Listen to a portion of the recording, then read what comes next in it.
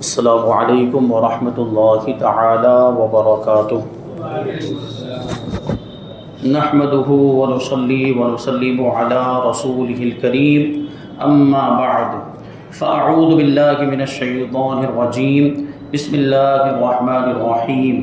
ان اللہ وملائکته یصلون علی النبی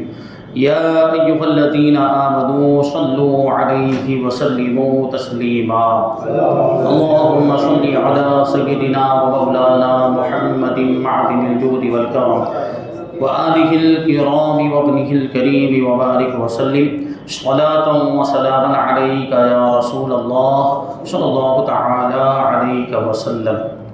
سورہ بقرہ آیت نمبر 280 کی تفسیر ہے۔ اللہ تبارک و تعالی ارشاد فرماتا ہے وَإِن كَانَ ذُو عُسْرَةٍ فَنَظِرَةٌ إِلَى مَيْسَرَةٍ وَأَن تَصَدَّقُوا خَيْرٌ لَكُمْ إِن كُنتُمْ تَعْلَمُونَ، اور اگر مقروض یعنی قرض دار تنگ دست ہو، غریب ہو، نادار ہو تو اسے آسانی تک مہلت دو، اور تمہارا قرض کو صدقہ کر دینا یعنی معاف کر دینا تمہارے لیے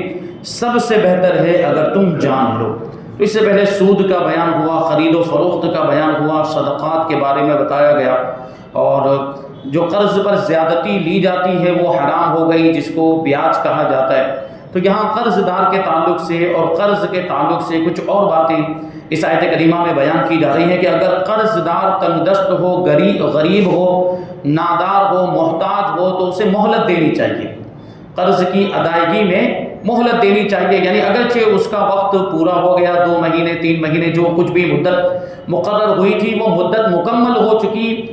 اور مکمل ہونے کے وقت اگر وہ ادا کرنے کی طاقت نہیں رکھتا ہے تو اسے مہلت دینی چاہیے اور اسے اور ٹائم دے دینا چاہیے،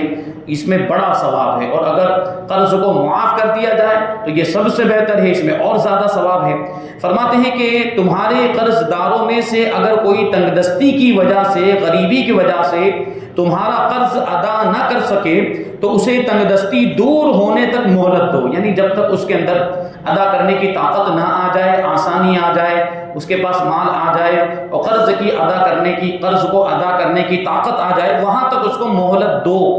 اور تمہارا تنگ دست پر اپنا قرض صدقہ کر دینا یعنی معاف کر دینا تمہارے لیے سب سے بہتر ہے اگر تم یہ بات جان لو، کیونکہ اس طرح کرنے سے دنیا میں لوگ تمہاری اچھی تعریف کریں گے اور آخرت میں تمہیں عظیم ثواب ملے گا۔ یعنی دنیا میں بھی جو قرضہ معاف کر دیتا ہے یا قرض دار کو مہلت دیتا ہے تو وہ قابل تعریف ہوتا ہے، لوگ اس کی تعریف کرتے ہیں، اور آخرت میں جو ثواب ملے گا وہ اس سے بڑھ کر ہوگا، بڑا ہی عظیم ثواب۔ قرض دار کو مہلت دینے کا اور اسے معاف کر دینے کا بہت ہی عظیم ثواب ہے۔ تو اس آیت سے معلوم ہوا کہ قرض دار اگر تنگ دست یا نادار ہو تو اس کو مہلت دینا یا قرض کا کچھ حصہ یا پورا قرضہ معاف کر دینا یہ اجر عظیم کا سبب ہے، یعنی بہت بڑے ثواب کا ذریعہ ہے، اور احادیث میں اس کی بہت سی فضیلتیں آئی ہیں۔ یہاں پر 5 فضیلتیں بیان کی جا رہی ہیں۔ حضرت ابو قتادہ رضی اللہ تعالی عنہ فرماتے ہیں کہ رسول اللہ صلی اللہ علیہ وسلم نے ارشاد فرمایا کہ جو شخص یہ چاہتا ہو کہ اللہ تبارک و تعالی اس کو قیامت کے دن کی تکلیفوں سے نجات دے، وہ کسی مفلس کو یعنی کسی نادار کو مہلت دے یا اس کا قرضہ معاف کر دے، تو اس کو یہ فضیلت ملے گی اور اس کو یہ اجر و ثواب ملے گا کہ جو وہ قیامت کے دن کی تکلیفوں سے محفوظ ہو جائے گا، نجات پا جائے گا۔ یہ قیامت کی تکلیفوں سے نجات پانے کا کتنا آسان ذریعہ ہے کہ کسی نادار، کسی غریب کو قرضہ دے کر اسے معاف کر دیا جائے یا اسے مہلت دی جائے۔ دوسری حدیث پاک حضرت ابو ہریرہ رضی اللہ تعالی عنہ سے روایت ہے کہ نبی اکرم صلی اللہ علیہ وسلم نے ارشاد فرمایا کہ جس نے تنگ دست کو مہلت دی یا اس کا قرضہ معاف کر دیا، اللہ تبارک و تعالی قیامت کے دن اسے عرش کے سائے میں جگہ عطا فرمائے گا جبکہ اس کے سوا کوئی سایہ نہ ہوگا۔ یہ آپ کو معلوم ہوگا کہ میدان محشر میں جب سارے لوگ جمع ہوں گے تو زمین تانبے کی ہوگی، سورج بالکل قریب آ جائے گا اور کوئی بھی سایہ نہیں ہوگا، اس وقت سائے کی کتنی زیادہ ضرورت ہوگی، اور اللہ تبارک و تعالیٰ ایسے شخص کو جس نے کسی تنگ دست کو دنیا میں مہلت دی ہوگی یا اس کا قرضہ معاف کر دیا ہوگا، اللہ تبارک و تعالیٰ اسے اپنے عرش کے سائے میں جگہ عطا فرمائے گا، اور اس دن اللہ تبارک و تعالیٰ کے سائے رحمت کے علاوہ کوئی سایہ ہوگا ہی نہیں۔ تو جس دن اس کو اللہ تبارک و تعالیٰ، جس کو اللہ تبارک و تعالیٰ کے سائے رحمت میں جگہ مل گئی، وہ بڑے سکون میں ہوگا، وہ بڑے اطمینان میں ہوگا، پھر میدان محشر کی گرمی اس کو ستائے گی نہیں، بلکہ اللہ تبارک و تعالیٰ کی رحمت کی ٹھنڈی ٹھنڈی ہوائیں اسے آرام پہنچاتی رہیں گی اور راحت پہنچاتی رہیں گی۔ تیسری حدیث پاک حضرت جابر ابن عبداللہ رضی اللہ تعالی عنہ سے روایت ہے کہ حضور اقدس صلی اللہ علیہ وسلم نے فرمایا کہ اللہ تبارک و تعالی اس شخص پر رحم کرے جو بیچنے اور خریدنے اور تقاضا کرنے میں آسانی کرے، یعنی خرید و فروخت میں بھی نرمی والا برتاؤ اپنانا چاہیے۔ خرید و فروخت کرنے میں بھی کبھی پیسے باقی رکھے جاتے ہیں، کسی کے پاس پیسے نہیں ہوتے، ادھار سامان لے کر جاتا ہے، تو اس میں بھی آسانی کرنی چاہیے اور نرمی والا برتاؤ کرنا چاہیے۔ اور خرید و فروخت میں اگر ہم نے ادھار رکھا، ہم پر کسی کا ادھار یا کسی پر ہمارا ادھار آتا ہے، تو ہم جب اس سے مطالبہ کریں تو نرمی کے ساتھ مطالبہ کرنا چاہیے۔ اور قرض کسی کو دیا ہے تو قرض کا مطالبہ کرنا یا تقاضا کرنا ہو تو اس میں بھی آسانی اختیار کرنی چاہیے اور نرمی والا سلوک برتنا چاہیے، اس میں سختی نہیں کرنی چاہیے۔ جیسے آج کل کے معاملات گالی گلوچ تک کی نوبت آ جاتی ہے اور مار پیٹ تک لوگ کرنا شروع کر دیتے ہیں، تو یہ سارے طریقے درست نہیں ہیں، اور اس طریقے سے اگر کرتے ہیں اور سامنے والے کو تکلیف ہوتی ہے تو ثواب تو دور کی بات ہے، اس میں تو آدمی عذاب کا مستحق ہو جاتا ہے اور اس کی وجہ سے وہ گنہگار ہوتا ہے۔ چوتھی حدیث پاک حضرت حذیفہ رضی اللہ تعالیٰ عنہ فرماتے کہ حضور اکرم صلی اللہ علیہ وسلم نے ارشاد فرمایا کہ گزشتہ زمانے میں ایک شخص کی روح قبض کرنے کے لیے جب فرشتہ آیا تو مرنے والے سے سوال کیا کہ کیا تجھے اپنا کوئی اچھا کام یاد ہے، اپنا کوئی اچھا عمل یاد ہے؟ تو اس شخص نے کہا کہ میرے علم میں تو کوئی اچھا کام نہیں ہے، یعنی مجھے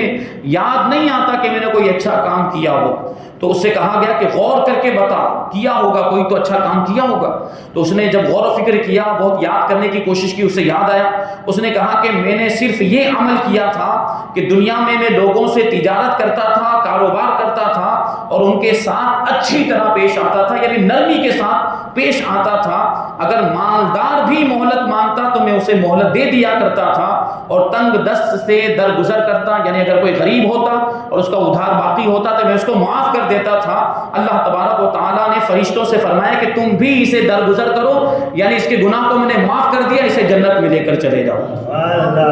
اور صحیح مسلم کی ایک اور روایت میں کہ اللہ تبارک و تعالیٰ نے اپنی بارگاہ میں حاضر اس معاف کرنے والے، مالدار پر آسانی کرنے والے اور تنگ دست کو مہلت دینے والے شخص سے فرمایا کہ میں تجھ سے زیادہ معاف کرنے کا حقدار ہوں، یعنی تو نے دنیا میں قرض دار کو معاف کر دیا تھا، اسے مہلت دی تھی اور اس سے درگزر کیا تھا، تو میں تو تجھ سے زیادہ معاف کرنے والا، کیونکہ میں تو پروردگار، اللہ تعالیٰ فرمائے گا کہ میں تو پروردگار، اور اللہ تبارک و تعالیٰ سے زیادہ معاف کرنے والا کون ہو سکتا ہے؟ تو اللہ تعالیٰ فرمائے گا کہ میں تو تجھ سے زیادہ معاف کرنے کا حقدار ہوں، اے فرشتوں میں نے اس بندے کو معاف کر دیا ہے، تم بھی اس کو معاف کر دو اور اسے جہنم کے بجائے جنت میں لے کر چلے جاؤ۔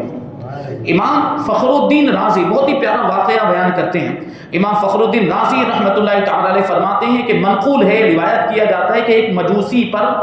امام ابو حنیفہ رضی اللہ تعالی عنہ کا کچھ مال قرض تھا۔ امام اعظم ابو حنیفہ نعمان بن ثابت جو ہمارے امام، جن کے ہم مقلد اور ان کی طرف نسبت کرتے ہوئے ہم اپنے آپ کو حنفی کہتے ہیں، تو ان کا یہ واقعہ کہ امام اعظم ابو حنیفہ کا ایک مجوسی پر قرضہ تھا۔ مجوسی مطلب آگ کی پوجا کرنے والا، اور جو آگ کی پوجا کرتا وہ کیا ہوگا؟ مشرک اور کافر۔ تو وہ مشرک اور کافر تھا، یہ بات آپ ذہن میں رکھیں گے۔ تو حضرت امام اعظم ابو حنیفہ اپنے قرض کی وصولی کے لیے اس مجوسی کے گھر کی طرف تشریف لے گئے کہ جا کر اس سے قرضے کا مطالبہ کریں گے، قرضے کا تقاضا کریں گے۔ جب اس کے گھر کے دروازے پر پہنچے تو اتفاق سے حضرت امام اعظم ابو حنیفہ رضی اللہ تعالیٰ عنہ کے جوتے میں نجاست لگ گئی، گندگی لگ گئی۔ آپ رضی اللہ تعالیٰ عنہ نے نجاست چھڑانے کی غرض سے اپنے جوتے کو جھاڑا، تو آپ رضی اللہ تعالیٰ عنہ کے اس عمل کی وجہ سے کچھ نجاست اور کچھ گندگی اڑ کر مجوسی کی دیوار پہ لگ گئی، کیونکہ اس کا مکان قریب ہی میں تھا، اس کے دروازے پر پہنچ چکے تھے۔ اور نجاست کو کبھی ایسے جھاڑتے ہیں تو وہ اڑتی ہے، اور وہ نجاست اڑ کر اس کا کچھ حصہ اس کی دیوار پر لگ گیا۔ اس زمانے میں پکے مکان نہیں ہوتے تھے، یہ مٹی وغیرہ سے مکانوں کو لیپ کر بنایا جاتا، تو وہ مٹی کی دیوار بنی ہوئی تھی۔ اب وہ مٹی کی دیوار ظاہر سی بات ہے کہ اس پر گندگی لگ گئی ہے تو اس کو چھڑانا آسان نہیں ہوتا، گندگی کو وہاں سے دور کرنا آسان نہیں ہوتا۔ امام اعظم ابو حنیفہ رضی اللہ تعالیٰ عنہ یہ دیکھ کر پریشان ہو گئے اور فرمایا کہ اگر میں نجاست کو ایسے ہی رہنے دوں، دیوار پہ لگا ہوا رہنے دوں، تو اس سے اس مجوسی کی دیوار خراب ہو رہی ہے۔ دیکھیں غور کرنے کی بات ہے کہ مجوسی مشرک ہے، آتش پرست ہے، آگ کی پوجا کرنے والا، لیکن پھر بھی امام اعظم ابو حنیفہ اس کا کتنا لحاظ فرما رہے ہیں اور کیا کہتے ہیں کہ اگر یہ نجاست کو، گندگی کو ایسے ہی رہنے دیا گیا تو یہ اس کی دیوار یہ خراب ہو رہی ہے، اور اگر میں اسے صاف کرتا ہوں تو دیوار کی مٹی بھی اکھڑ جائے گی، وہ گندگی کے ساتھ دیوار کی مٹی بھی آ جائے گی، مٹی کی دیوار تھی۔ تو اسی پریشانی کے عالم میں امام اعظم ابو حنیفہ رضی اللہ تعالیٰ عنہ نے دروازہ بجایا، دستک دی تو ایک لونڈی باہر نکلی۔ آپ رضی اللہ تعالیٰ عنہ نے اس سے فرمایا کہ اپنے مالک سے کہو کہ ابو حنیفہ دروازے پر موجود ہے۔ ابو مجوسی جیسے ہی اس نے امام اعظم ابو حنیفہ کا نام سنا تو وہ اس کو تو یوں لگا کہ امام اعظم قرضہ مانگنے کے لیے آئے ہوئے ہوں، ابو حنیفہ قرضے کا مطالبہ کرنے کے لیے آئے ہوں گے، تقاضا کرنے کے لیے۔ وہ مجوسی امام اعظم ابو حنیفہ کے پاس آیا اور اس نے یہ گمان کیا کہ آپ اپنا قرض کا مطالبہ کریں گے، اس لیے اس نے آتے ہی ٹال مٹول کرنا شروع کر دیا، بہانے بنانا شروع کر دیا، ابھی نہیں ہے، ابھی آئے نہیں، پیسے وغیرہ جیسے نہیں ہوتا، تو اس نے بھی بہانے بنانا شروع کر دیا اور ٹال مٹول کرنا شروع کر دیا۔ امام اعظم ابو حنیفہ رضی اللہ تعالی عنہ نے اس سے فرمایا کہ مجھے یہاں تو قرض سے بھی بڑا معاملہ درپیش ہے، یعنی تم ابھی قرض کی بات چھوڑو، اس سے ابھی مجھے کوئی مطلب نہیں، یہاں اس سے بڑا مسئلہ پیش آ گیا۔ پھر آپ نے دیوار پر نجاست لگنے والا واقعہ بیان کیا کہ دیوار پر نجاست لگ گئی اور میں اس کے تعلق سے پریشان ہوں کہ نجاست اگر لگی رہنے دیتا ہوں تو تمہاری دیوار خراب ہو جائے گی، اور اگر اس کو نکالتا ہوں تو اس کے ساتھ تمہاری دیوار کی مٹی بھی نکل آ جائے گی، تو میں کیا کروں، اب تم ہی بتاؤ۔ امام اعظم ابو حنیفہ رضی اللہ تعالیٰ عنہ نے پوچھا کہ اب دیوار صاف کرنے کی کیا صورت ہوگی؟ تو یہ سن کر اس مجوسی نے عرض کیا کہ میں دیوار کی صفائی کرنے کی ابتدا اپنے آپ کو پاک کرنے سے کرتا ہوں، یعنی دیوار کی صفائی بعد میں ہوتی رہے گی، پہلے آپ مجھے کفر و شرک سے پاک کیجئے اور مجھے کلمہ پڑھا کے مسلمان بنا دیجئے۔ وہ مجوسی اسی وقت کلمہ پڑھ کے مسلمان ہو گیا۔ یعنی امام اعظم ابو حنیفہ کو اس نے عمل دیکھا کہ یہ کتنی احتیاط اور ایسا تقوی، یہ پرہیزگاری کا عالم ہے کہ دیوار پر گندگی لگے کو اس کے تعلق سے پریشان ہے کہ نکالوں کہ نہ نکالوں، اگر نہیں نکالتا ہوں تو دیوار خراب ہو گیا، نکالوں گا تو مٹی بھی ساتھ میں آ جائے گی، تو یہ بھی اس کا ایک حق مارنا ہو جائے گا، تو اس کی مٹی نکالنے کی تو اجازت نہیں ہے۔ تو اس نے سوچا مجوسی نے کہ امام کا جب عمل ایسا اور امت کا جب امام ایسا ہے تو اس امت کے رسول کیسے ہوں گے، تو اس لیے وہ کلمہ پڑھ کے مسلمان ہو گیا۔ تو یہ شان ہے ہمارے امام اعظم ابو حنیفہ رضی اللہ تعالیٰ عنہ کی۔ حضرت علی مرتضیٰ کرم اللہ تعالی وجہہ الکریم سے روایت ہے کہ آپ کے پاس ایک مکاتب غلام آیا۔ دیکھیں پرانے زمانے میں یہ غلاموں کا دور تھا، تو وہ کیا ہوتا تھا، کبھی آقا غلام سے یہ کہہ دیتا تھا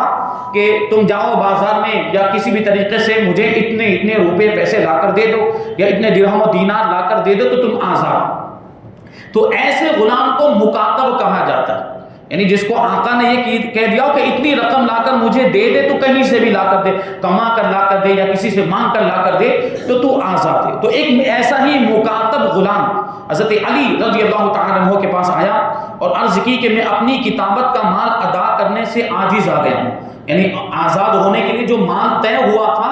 وہ مال ادا کرنے کی میرے اندر طاقت نہیں ہے۔ اس مکاتب غلام نے مولا کائنات کی بارگاہ میں یہ عرض کیا اور آگے کہتا ہے کہ میری کچھ مدد فرمائیے، یعنی میرے اندر طاقت نہیں ہے کہ میں اتنا مال اپنے مالک کو، اپنے آقا کو دے کر میں خود آزاد ہو جاؤں، تو آپ میری مدد فرمائیے۔ تو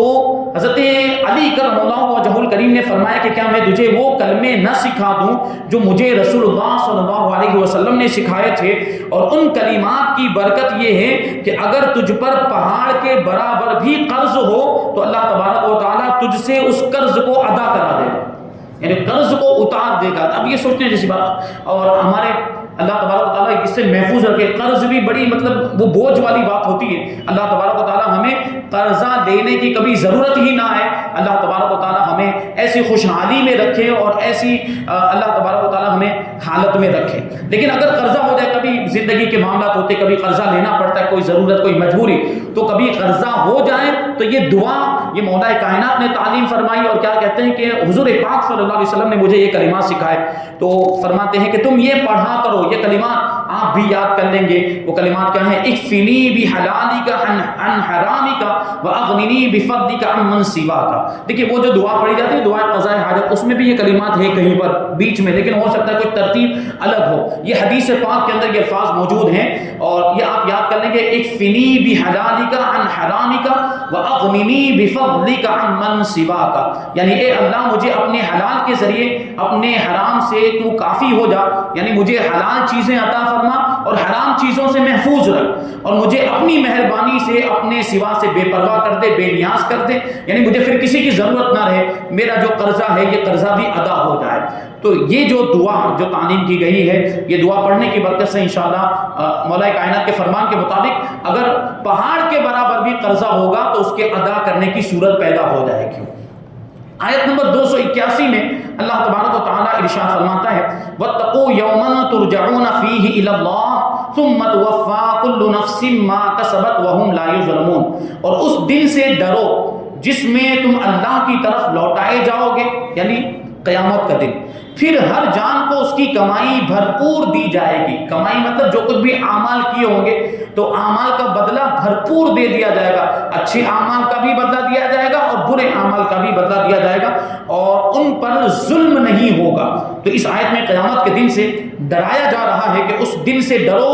جس دن میں تمہیں اللہ تبارک و تعالیٰ کی طرف لوٹایا جائے گا، اور اس دن لوگوں کو ان کے اعمال کا پورا پورا بدلہ دیا جائے گا، نہ بلا وجہ ان کی نیکیاں گھٹائی جائیں گی اور نہ بدیاں بڑھائی جائیں گی، یعنی بالکل بھی نہیں، نیکیاں گھٹائی بھی نہیں جائیں گی اور برائیوں میں اضافہ بھی نہیں کیا جائے گا۔ جو برائیاں کی ہوگی وہی، اللہ تبارک و تعالیٰ کی بارگاہ میں نا انصافی نہیں ہوتی، اللہ تبارک و تعالیٰ کسی پر ظلم نہیں کرتا، تو نیکیاں گھٹانا یہ بھی ظلم ہوگا یا برائیوں کو بڑھا دینا یہ بھی ظلم ہوگا، تو وہاں پر کسی کی نیکیاں گھٹائی بھی نہیں جائے گی اور کسی کی برائیاں بڑھائی بھی نہیں جائے گی۔ جو کچھ کیا ہوگا وہی وہاں پر ہمارے سامنے پیش کیا جائے گا اور وہی اعمال تولے جائیں گے، ہمارے سامنے لائے جائیں گے اور نامہ عمل ہاتھ میں دیا جائے گا۔ حضرت عبداللہ ابن عباس رضی اللہ تعالی عنہما سے مروی ہے کہ یہ آیت سب سے آخری آیت ہے جو حضور پر نور صلی اللہ علیہ وسلم پر نازل ہوئی۔ اس کے بعد حضور پاک صلی اللہ علیہ وسلم 21 روز دنیا میں تشریف فرما رہے، اور اس کے علاوہ ایک قول یہ ہے کہ 9 راتیں اور ایک قول یہ ہے کہ 7 دن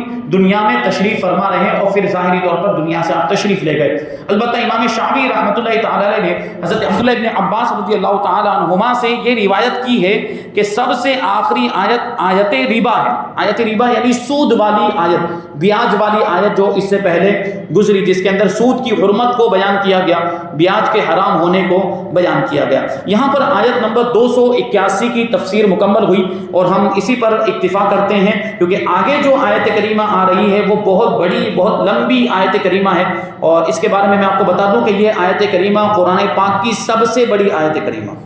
یہ تیسرے پارے میں سورہ بقرہ کی 282 نمبر کی آیت ہے، اور اس کو آیت مداینہ کہا جاتا ہے۔ اس میں بھی لین دین کے بہت سارے مسائل بیان کیے گئے ہیں کہ جب لین دین کا معاملہ ہو تو اس کو لکھ لینا چاہیے، کہ لکھنے سے کیا ہوتا ہے، پختگی آ جاتی ہے اور ایک اعتماد قائم ہو جاتا ہے کہ کبھی کچھ معاملہ شک وغیرہ کا پیدا ہو جائے یا کوئی انکار کرے تو ہمارے پاس وہ لکھا ہوا دستاویز ہوگا تو ہم بتا دیں گے۔ تو دیکھیں قرآن پاک کے اندر ہمیں ایسے احکام بھی دنیا داری کے اعتبار سے بھی ہمیں یہ احکام عطا کیے گئے، اور گواہ بنا لینا چاہیے جب کوئی لین دین کا معاملہ ہو یا خاص طور پر ادھار کے معاملات ہوں تو اس وقت گواہ بھی بنا لینے چاہیے، تاکہ وقت پر کوئی انکار نہ کر سکے کہ تم نے تو مجھے قرضہ دیا ہی نہیں تھا، یا دیا تھا اتنے نہیں دیے تھے، سامنے والا کہے گا میں نے زیادہ دیے تھے۔ تو اس طرح کے معاملات ہوں تو ایسی صورت میں یا تو دستاویز پیش کر دیا جائے جو لکھا ہوا ہو، اس پر دستخط وغیرہ بھی لے لی جائے، اور اگر وہ نہ ہو تو گواہ بنا لیے جائیں تاکہ وقت پر گواہوں کو پیش کیا جا سکے۔ تو وہ آیت کریمہ قرآن پاک کی سب سے لمبی سب سے بڑی آیت کریمہ ہے۔ انشاءاللہ اس کو اس کے ترجمے کو اور اس کی تفسیر کو ہم آئندہ درس میں شامل کریں گے۔ اللہ تبارک و تعالیٰ کی بارگاہ میں دعا ہے کہ جو کچھ بھی بیان ہوا اس پر ہم سب کو عمل کرنے کی توفیق عطا فرمائے، اور نور قرآن سے ہم سب کے دلوں کو روشن اور منور فرمائے۔ وما علینا الا البلاغ۔